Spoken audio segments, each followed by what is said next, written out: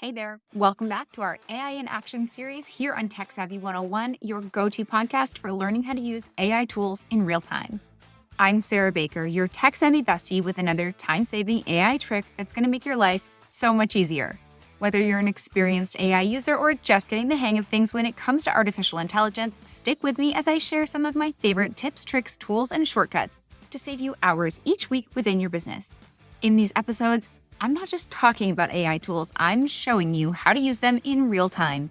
If you're listening to this episode right now, don't worry, you'll find the YouTube link to this episode in the show notes. Feel free to listen along right now and then grab the link afterwards. Here's what you can expect from today's episode. We are diving into iterative prompting today. Now, before you say, Sarah, what the heck does that mean? It's much simpler than it sounds. This is a technique that will help you refine ChatGPT's responses and get closer to the results that you are looking for. I'm going to show you what iterative prompting is, how to use it, and practical tips to keep your conversations focused and productive. Make sure to subscribe to the podcast so you don't miss the rest of the series, and leave a review if today's episode helps you feel more confident using ChatGPT. And if there's another tool that you want me to cover in future AI in Action episodes, let me know. So before we dive in, let's start off by defining what is iterative prompting. It's all about refining your ChatGPT responses based on your initial prompt step by step. So why do we care about this? According to an OpenAI study, users who refine their prompts with follow-up questions and information improve the quality of their results by over 36% compared to users who don't.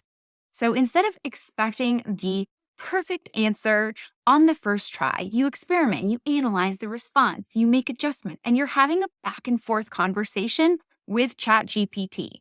You are letting it know what you liked, what you didn't. You're asking it questions, you're providing it with more information, and you're giving it feedback. If we go back to my favorite analogy that I have used in prior episodes of AI in Action, ChatGPT is Chad, your unpaid intern. It's his very first day at work. He doesn't know very much about you. Every time you're going back and forth, you're helping Chad learn more about you, your business, your offers, and your products. You're giving him that information so that he can provide you with the results that you are expecting of him. But it's unrealistic to expect that Chad is going to be a super intern on his very first day at work. I like to use the analogy as well of Jerry Maguire, but instead of saying, show me the money, you have to show ChatGPT the data. It's a two-way conversation between you and ChatGPT.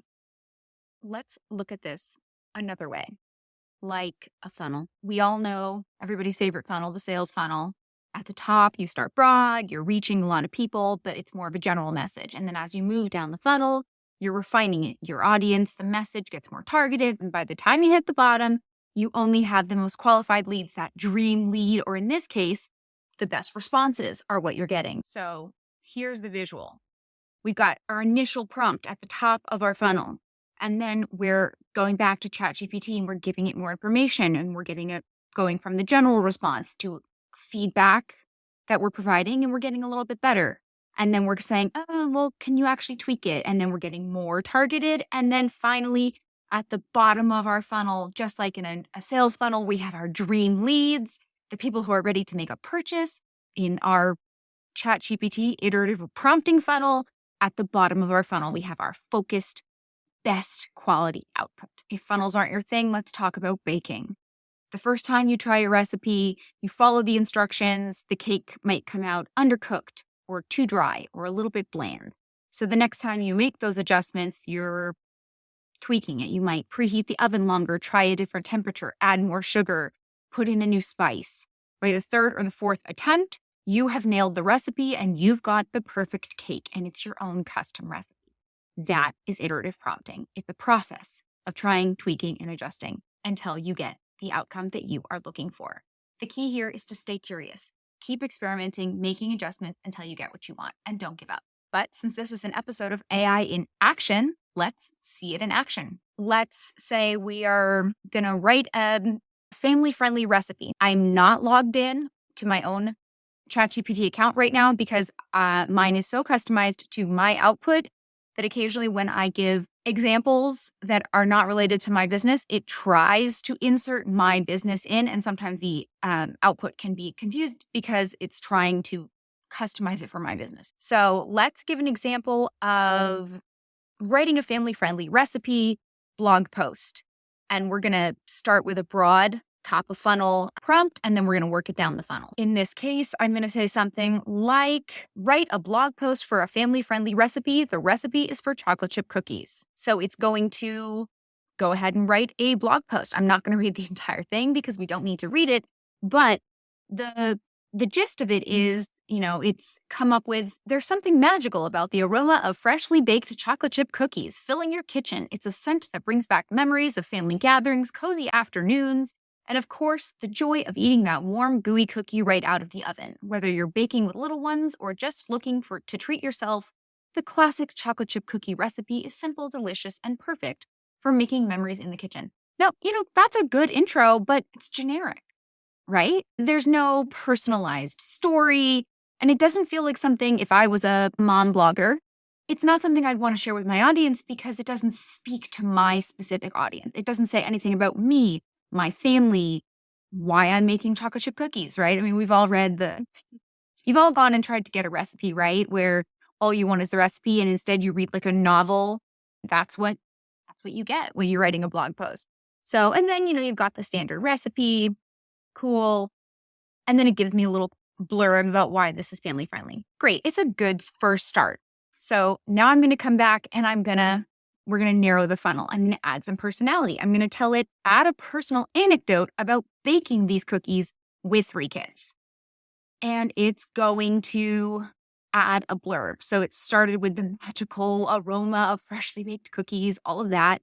And it's now added a second section. A few weekends ago, I decided to make a batch of chocolate chip cookies with my 3 kids, ages 4, 7, and 10. Is that true about me? No, but in this case, this is not my vlog. I wasn't sure what to expect. Would the kitchen end up looking like a flour explosion? Would we end up with more dough on the floor than the bowl? Would the cookies even turn out okay? But surprisingly, it was one of the most fun, chaotic, and rewarding afternoons we've had in a while. It goes on about something about the giggles and the 7-year-old being so precise with the measurements and being a mini baker, and the 10-year-old being in charge of the timer. Talks about, I stood there guiding them through the steps. I couldn't help but feel a sense of pride. Sure, we had a few spills, and the kitchen may have looked like a mini disaster zone, but the laughter, the teamwork, and the joy of seeing their faces light up when the cookies finally came out of the oven made it all worth it. And the best part, we all agreed these were by far the best cookies we'd ever made. Now, here's the thing. Obviously, this is a made-up story. If you are using this for your own brand, I highly encourage you to not just say, add a personal anecdote about baking these cookies with 3 kids, but tell ChatGPT something that happened.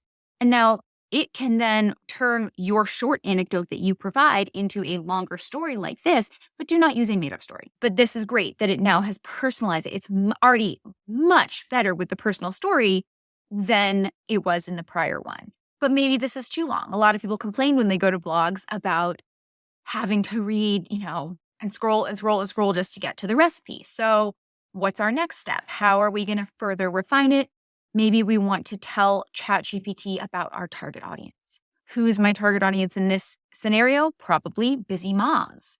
But maybe it's a little too long because my target audience is busy.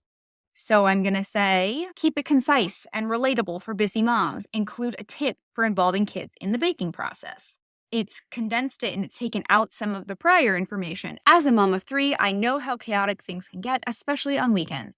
But there's something so satisfying about taking a break from the hustle and baking a batch of homemade chocolate chip cookies. The kids are always eager to help, and it's the perfect way to turn a simple activity into a fun family moment, even if the kitchen ends up a bit messy. A few weeks ago, I decided to bake cookies with my 4, 7, and 10-year-old. The kitchen was a whirlwind of flour, chocolate chips, and giggles, but the best part was seeing how much joy they took in each step. The youngest snuck a few chocolate chips, and the middle one took charge of mixing, and the oldest kept a time on the timer. By the time the cookies were ready, we were all gathered around savoring warm cookies and feeling of togetherness. This is great. It's targeted. It's relatable. It includes a tip that busy moms will appreciate. And then it gets right to the recipe, which is the reason they're on the blog, right? They're not here to hear your life story. I also love that it has a little tip at the end. So it goes story, recipe, instructions, and then it gets to the tip.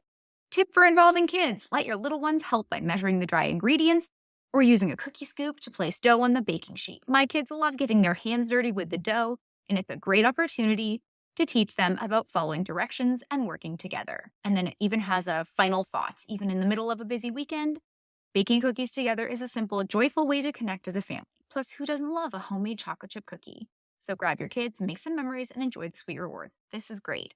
Honestly, you could use it from here, or you could add one more layer of refinement. Maybe your target audience likes gluten-free or wants tips on allergies or one more thing. So that way it's even more specific. For that last final refinement, you could suggest things like include a section on making the recipe gluten-free or suggestions for substitutions to accommodate allergies.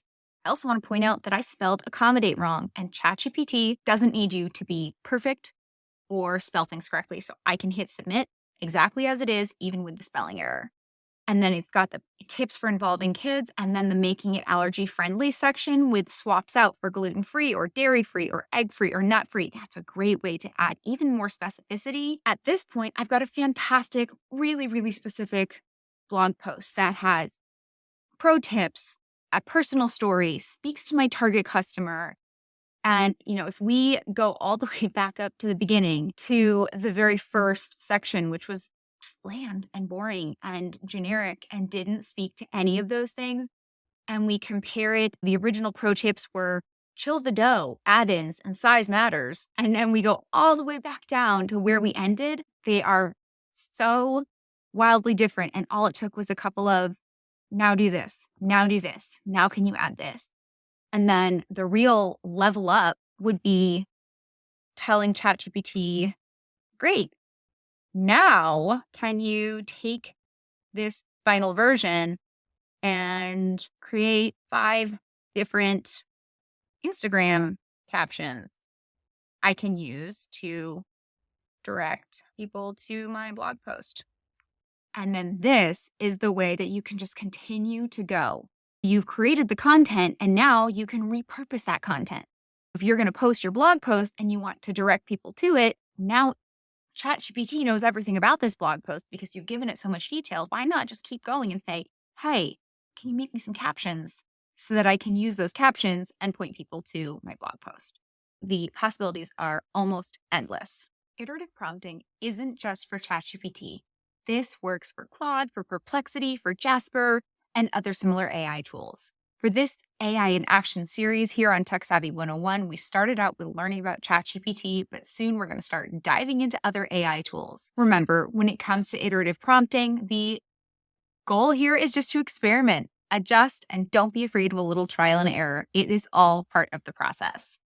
The more you continue to refine your ChatGPT on all things related to your offers, your brands, and your business now, the more it's going to pay off for you down the road as you continue to get better and better results out of your AI. And there you have it, another time-saving AI trick ready for you to start using today. If you want to see how I did it, make sure to check out the video demo in the show notes or catch me on YouTube. In our next AI in Action episode, we are going to be discussing how to establish your brand voice, so ChatGPT will consistently create content that feels authentically, awesomely just like you. If today's episode helped you to improve your ChatGPT results, make sure to subscribe to the podcast and leave a review. Or send the show a text. Click the link in the show notes and let me know how you're using iterative prompting within your business. I'll see you really soon.